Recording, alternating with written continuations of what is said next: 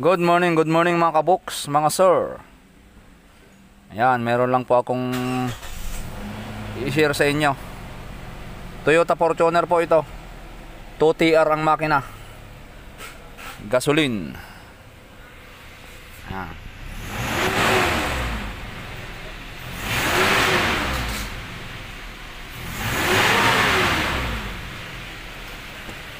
Ang ginawa po namin dito, nagbaba po kami ng fuel tank. Ayan. Natapos na po namin mga sir. I-share ko na lang po sa inyo. Yan, ito yung tinanggal naming laman ng tangke nyo. Ayan.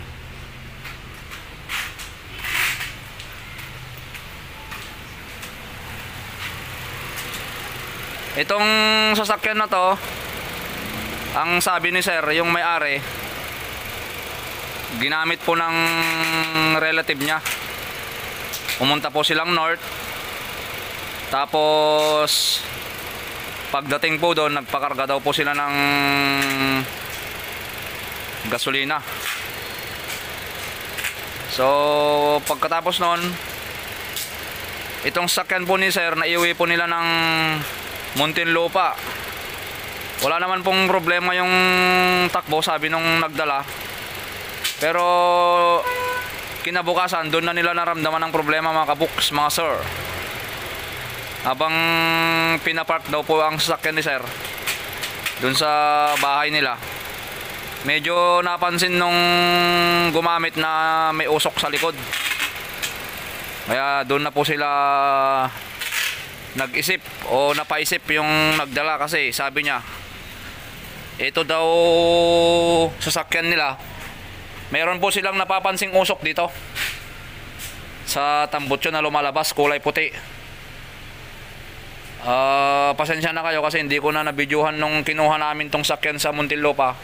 Ito nga pala, nadala pa namin ng pwesto dito sa Makati. Ang performance niya nung dinala namin, okay naman yung takbo niya sa hanggang 60-70 kph, pero pagka hinataw mo ng 100, madalas mararamdaman mo low power siya. Tapos nung dinadrive po ito, habang sinusundan ko tong sasakyan, dahil yung kasama ko ang nagdrive nito, meron po talaga ako napapansin na usok na puti lumalabas. Tapos kapag unang start, may time talaga na malaki ang usok dito, malakas ang usok, talagang uusok ng puti sa likod. Tapos pagka accelerate mo na, tapos pinatakbo, nawawala siya.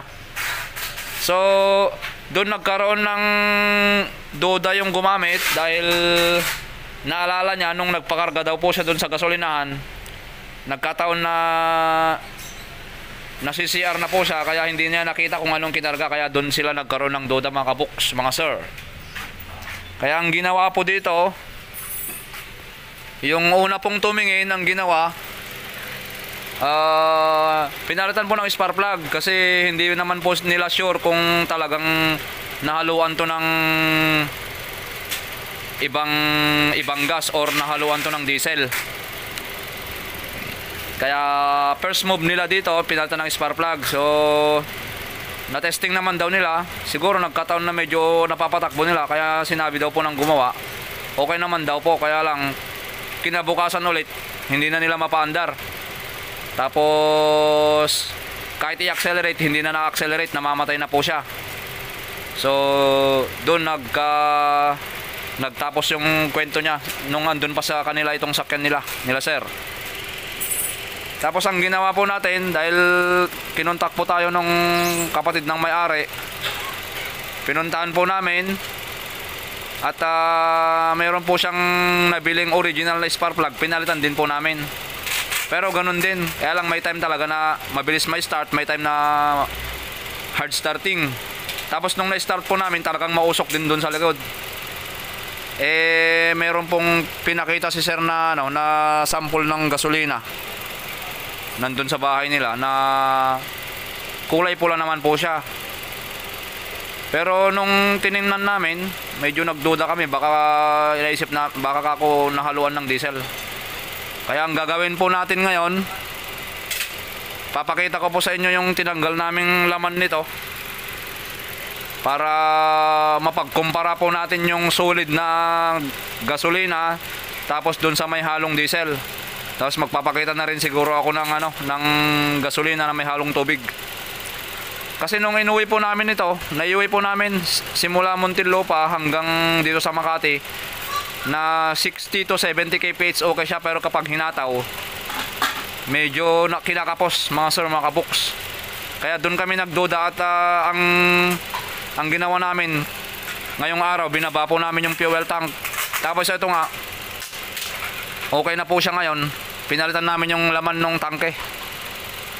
Kaya ito yung tinanggal namin, oh. Ayan, oh. Ito. Kapag titingnan po natin,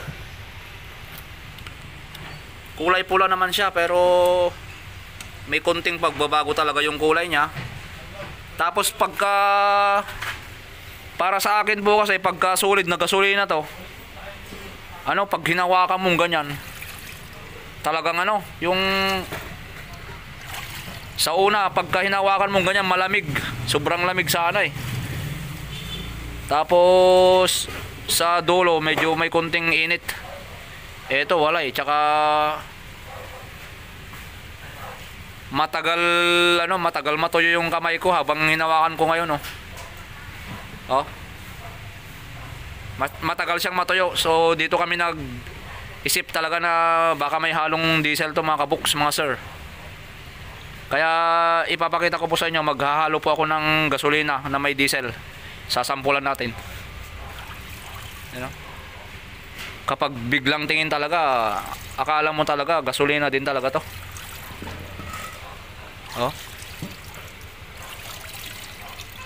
Pero pagka titigan mo, siguro nahaluan po ito ng diesel.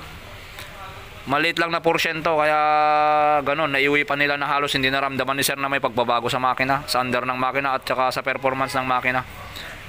Malamang po ito marami pang gasolina noon, tapos nahaluan lang konti. Ito na mga kabuks, mga sir. Ito na yung mga sample natin, oh. Ayan. Puro yan, ha. Ito, lalagyan natin ng diesel. Ayan, titingnan po natin kung anong magiging resulta. Siyempre, konting diesel lang yan. Hanggang dito lang yan siguro. Dahil yung tangke ni sir, marami pang laman, malamang yun. Ayan, may diesel. Ito, ang puro. Itong isa, so try din natin lagyan ng tubig. Pero hanggang dito lang ton.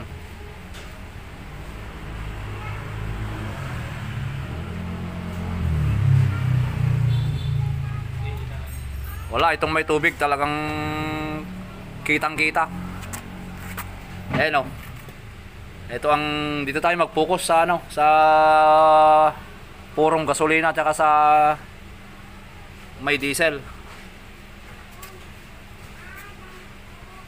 Normal lang din pala yung parang nagbublo, kasi parang nagbublo din tong may tubig, oh. Pero itong parang kulay nung isa, halos talaga.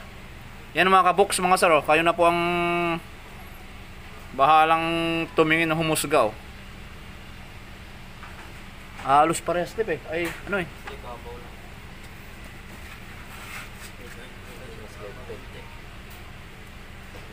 kung tititigan po namin dito sa actual ngayon, iba talaga, may konting pagkakaiba sila. Pero kung hindi mo papansinin, halos hindi mo talaga masabing may pagkakaiba, oh. Ito po yung nilagyan natin ng diesel. Ito yung may tubig. Ayan, automatic yan, may tubig kahit ihalo-halo mo yan. Talagang ganun, talagang yan. Lulutang talaga ang gasolina dyan sa tubig. Ito, subukan mo ang takpan ng may diesel. Medyo natin. Galawin ko lang.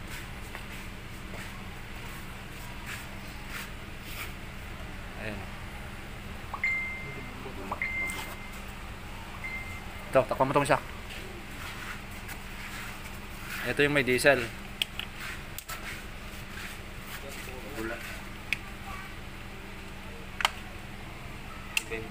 Oo nga. Yan pala. Itong may diesel, pagka inaalog-alog natin, mas matagal maglaho yung bula. Oh. So yun mga kabox, nakita na natin mga sir. Ayan oh. Ang bilis mawala yung niya, bula. Ito. Ganun mo lang, dalawang galaw lang. Oh, wala oh. Itong may tubig naman. Bali, pinakita lang namin to para at least pagka nagkuha kayo ng sample dun sa galing sa tangke, ayan o, iba talaga tong may diesel. Ayan, yan po yung sample natin. Kasi kung titingnan po natin to, ayan o, ayang natanggal natin. Ayan o, parang gasolina din talaga. Kaya lang siguro talaga dito merong konti lang na yan ay halong porsyento ng diesel dito. Pwede sigurong nagkamali yung nagkarga at nakita agad. Pwedeng hindi na nabanggit dun sa may-ari, or kung mga sabihin natin 500 pesos lang po ang kinarga, siguro nasa mga 7 to 8 liters lang yun ng diesel kumpara dun sa gasolina na madami sa tangke. Hindi po niya malabanan, kaya nung pinandar nung may-ari, gumagana pa din. So ito mga kabox, yun yung natin, sample. Maraming salamat po sa inyo sa patuloy po ninyong pagsuporta sa ating YouTube channel. Yan, sinausaw ko, tapos yung isa, bubuhusan natin gasolina. Yan. Itong kaliwa, gasolina na may diesel, may halo. Ito, solid na gasolina.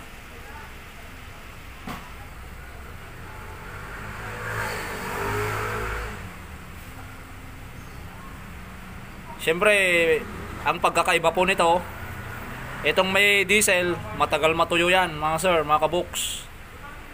Ayan, basang-basa pa rin.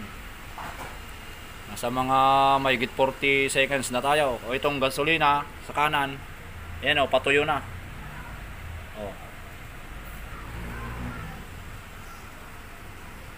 Patuyo na o. Patuyo na tong kanan o.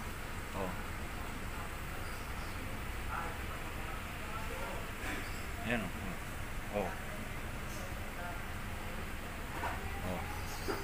Wala, basang-basa pa rin o. Sa ibabaw o, tinan mo. Ito, patuyo na rin ito. Ibabaw ang kanan ko, tinan mo. Patuyo na. Itong kaliwa o. Basang-basa pa rin. Ayan. Parang medyo may puti talaga no.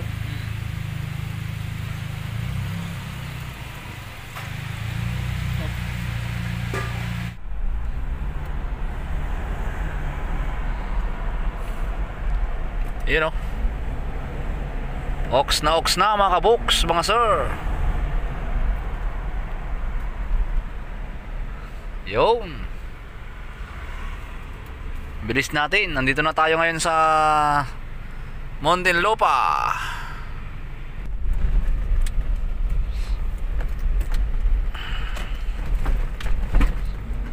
Maraming salamat po sa lahat po ng mga patuloy na sumusuporta sa amin at nagtitiwala mga kabox, mga sir. Nandito na kami sir. Okay na ang sakyan nyo po.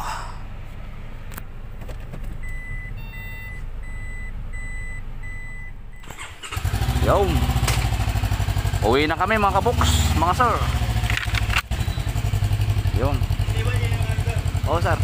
Shoutout nga pala kay Sir Roger Apaga at kay Sir Edwin Apaga. Sir, thank you sir. Okay, thank you. Okay sir, thank you. Yun, yan ang hinatid namin oh. Okay. Let's go. Sama ko ngayon si Tonyo. Yan.